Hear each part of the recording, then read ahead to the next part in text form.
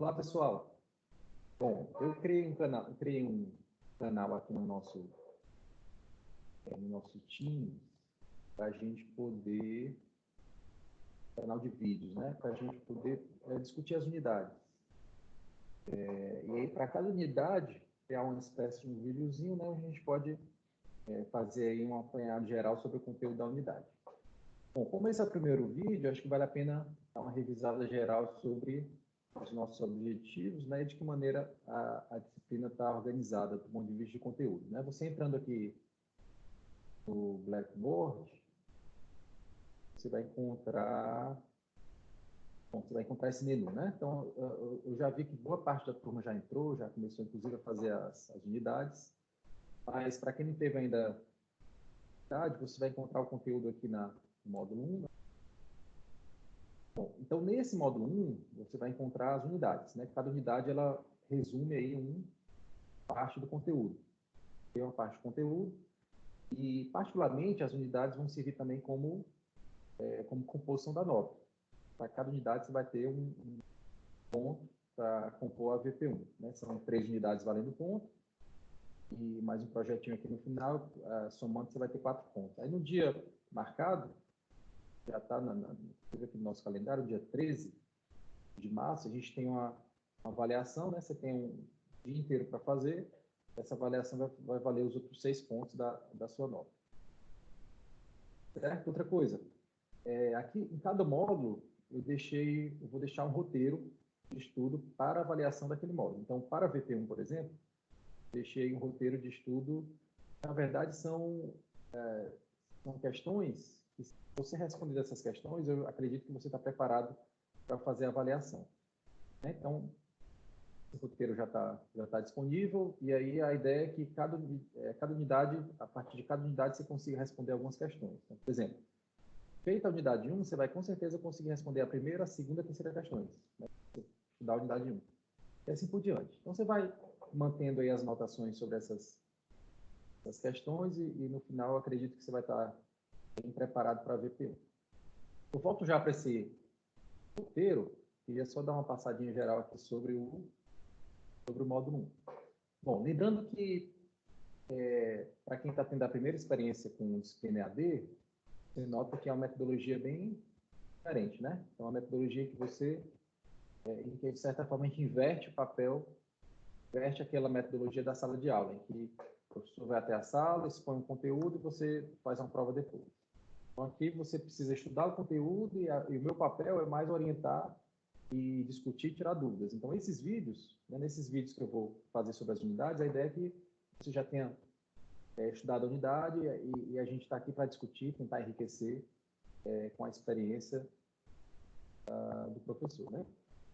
Bom, na unidade 1, a gente faz uma introdução de maneira geral sobre o conceito de paradigma e dos paradigmas de programação. Então, no módulo da unidade 1, você não vai dar detalhamento sobre paradigmas. Então, ao final da unidade 1, a ideia é que você tenha essa visão geral sobre o que é paradigma. Logo no início da unidade, você vai encontrar isso em todas elas. Você vai ter aqui a apresentação, né, da unidade, você vai ter um desafio. O desafio, a ideia não é que você já consiga responder de cara, não. A ideia é que você se depare com a questão e que, ao longo do estudo da unidade, você vai ter condições de responder aquela questão. Por exemplo, no desafio da unidade 1, ele diz assim, né, ele dá uma introdução aqui sobre os paradigmas e diz assim: imagina que você trabalha em uma equipe de desenvolvimento de softwares, em uma organização que já trabalha há muito tempo com softwares desenvolvidos internamente, com linguagens de programação da década de 90, Visual Basic 5 e Delphi 6. Né? Acredito que boa parte também ouviu falar nisso aí, nessas duas linguagens. Particularmente, já trabalhei com Delphi, né? Delphi 6, VB não, mas Delphi já tive alguma experiência. Na sua equipe, há um programador mais novo que começou a trabalhar com linguagens orientadas a objetos, principalmente com Java. Encontrou a dificuldade na adaptação ao paradigma de linguagens estruturadas. Aí ele diz assim: você, como programador mais experiente, deve explicar ao programador a diferença entre os dois paradigmas e o porquê, ao contrário do Java, não ser possível desenvolver as linguagens paradigmas estruturados de OBESC, 5 e Delphi 6. Bom, a princípio você pode nem ter ideia, né, de como responder esses desafios, mas ao longo do estudo da unidade, você vai criando vai formando aí conhecimento, vai ter a capacidade de responder. Vale a pena também consultar, né, o que foi o VB5, o que é o Delphi 6, né, de que maneira eles funcionam, para poder enriquecer a resposta do desafio. Bom, de maneira geral, nessa primeira unidade, ele dá aqui importante ter o conceito de paradigma, né? Paradigma a gente entende como sendo um padrão, né? Um modelo. Então, linguagens de um paradigma seguem o mesmo padrão. A ideia é que se você aprende, por exemplo, a linguagem do paradigma orientado a objetos, fácil você aprender outra linguagem do mesmo paradigma, porque ele segue o mesmo padrão. Então, o paradigma ele procura reunir características em comum, né, daquelas linguagens. Então, no início, a gente tinha aquela programação, bom, início da computação, né, quer dizer, você tinha que criar programas a partir não de uma linguagem estruturada, bonitinha, cheia de recursos, você tinha que criar programas basicamente com a linguagem que o computador entendia, que era a linguagem binária. Obviamente que esse modelo é um modelo de difícil manutenção, difícil legibilidade, né? Eram programas difíceis de entender, difíceis de manter, você não tinha reuso, né, de código. A linguagem não tinha estrutura, né? Era simplesmente uma sequência de comandos sem aquele conceito de estrutura que a gente tem na linguagem mais moderna. Quer dizer, aí os paradigmas foram surgindo com o intuito de facilitar a vida do desenvolvedor, né? Ele fala aqui sobre o surgimento do procedural, né, em que o conceito, a abstração do procedimento já foi introduzido. O procedimento é aquele, né, bloco de código ali que reúne uma funcionalidade, né, pode ser reutilizado. Mas, de certa forma, o procedural, ele, apesar de já trazer essa vantagem, né, da ideia do procedimento, da estrutura de controle do procedimento, do módulo, ainda assim, os módulos eram independentes, as funções eram independentes das variáveis, né? Variáveis tinham funções, de certa forma, eram elementos independentes. A função alterava o valor das variáveis, mas eram coisas independentes. Aí veio a orientação a objeto, né, que de alguma maneira tentou juntar dado e funcionalidade numa estrutura só, que é a estrutura do objeto. E aí, com isso, conceitos, né, os conceitos de herança, polimorfismo, etc. A gente vai estudar bem mais a PO no módulo 2, módulo lá da VP2. Aqui é mais para a gente ter uma ideia. Tá certo? Então, nessa figura em particular, ele fala somente desses, né, a ideia original, né, de programação original, depois os dois paradigmas que fazem parte do modelo imperativo, né, procedural e PO. Bom, o livro vale muito a pena fazer a leitura. Em geral, são leituras bem interessantes, que já dão um aprofundamento. É importante a gente ter esse hábito da leitura, né? Você vê que nas unidades você tem vídeos mais curtos e mais leitura. Bom, essa figurinha eu acho interessante porque ela consegue reunir figura só os conceitos todos, né, dos paradigmas que a gente vai estudar. Então, você vê que existe essa hierarquia, que, na verdade, existem duas grandes classes de paradigmas, os paradigmas imperativos e os declarativos, né? Grosso modo, você vai ter um paradigma em que o programador tem que dizer o que tem que ser feito, né? Tem que dar o passo a passo, então, procedural e o orientado a objetos tem que realmente dar os comandos, né? Faça isso, faça aquilo, for, if, etc. Você dá realmente a instrução, você dá realmente os comandos. Declarativo, você diz o que você quer, mas muitas vezes você não diz como é que você vai ter aquilo. Por exemplo, quem já teve uma experiência com SQL, linguagem de banco de dados, você vê que quando você faz a consulta, você faz lá o select, você não diz exatamente como é que vai ser feito aquele select, você diz só o que você quer. Eu quero esse campo, esse, da tabela tal, te vira, me dá essa informação. Então, a informação chega até você. O paradigma lógico, a programação lógica, acho que quem já fez lógica de matemática já deve ter tido alguma statuzinho ali com Prolog. Na programação lógica, a mesma coisa. Você define uma série de regras, e aí o programa ele é capaz de, baseado naquelas regras, né, proposições e regras, ele dar respostas, né? Então, você vê que são modelos bem diferentes. Nesse nosso módulo 1, a gente vai enfatizar mais o paradigma imperativo, né? Estruturado ali, procedural. Vamos ver aqui, acho que, pronto, aqui é importante, ó, essa leitura.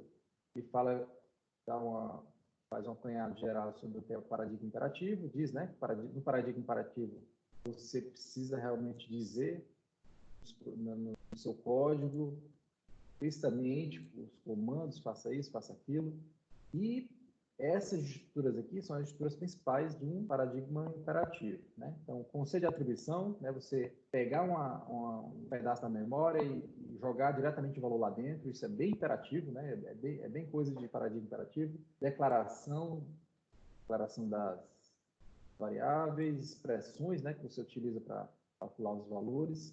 Estruturas de controle, que é o controle, é você estabelecer o fluxo do teu programa. Comando if, comando for, comando a, estrutura de repetição, estrutura de seleção, você estabelece o fluxo. Então, de maneira geral, no paradigma imperativo, você está sempre ali com um punhado de variáveis, né, de dados, você está manipulando aqueles dados através do controle. Seja ele condicional, né, um if, um switch, etc. Seja ele iterativo, que são as estruturas de repetição. E importante também a abstração procedural, ou seja, você organizar essas funcionalidades, essas estruturas de controle, manipulando variáveis na forma de procedimentos, de módulos que podem ser, inclusive, reutilizados. Aí ele, né, parágrafozinho aqui sobre paradigma imperativo, se eu não me engano, ele dá o exemplo aqui do SQL também.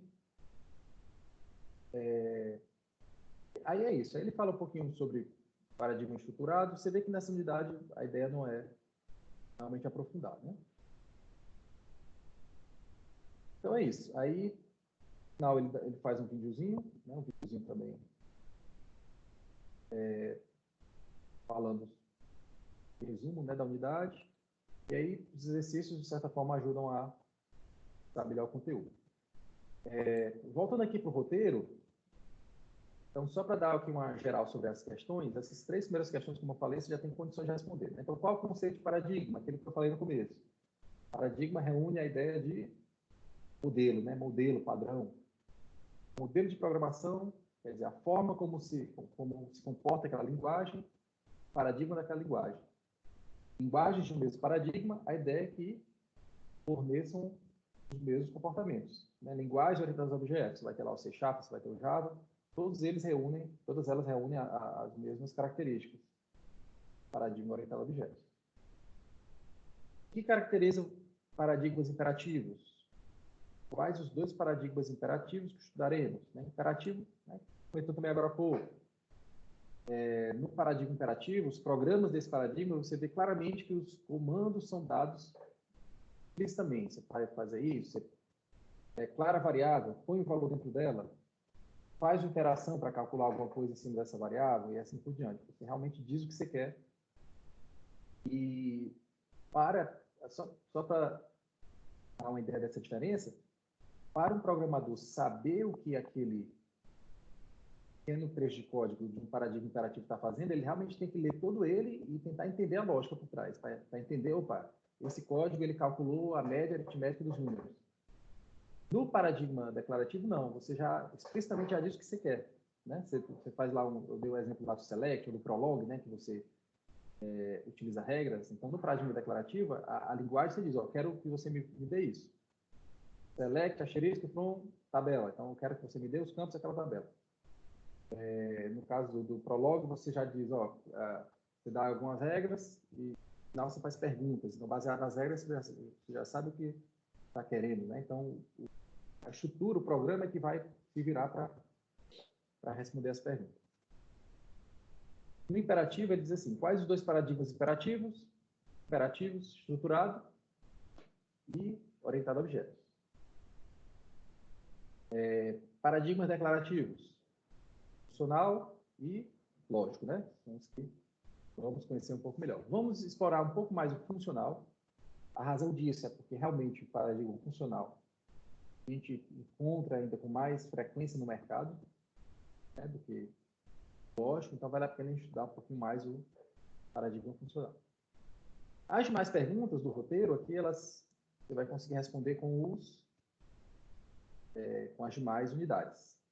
Bom, então, para não ficar um vídeo muito longo, vou encerrar aqui, depois eu vou fazer outro vídeo sobre as outras unidades.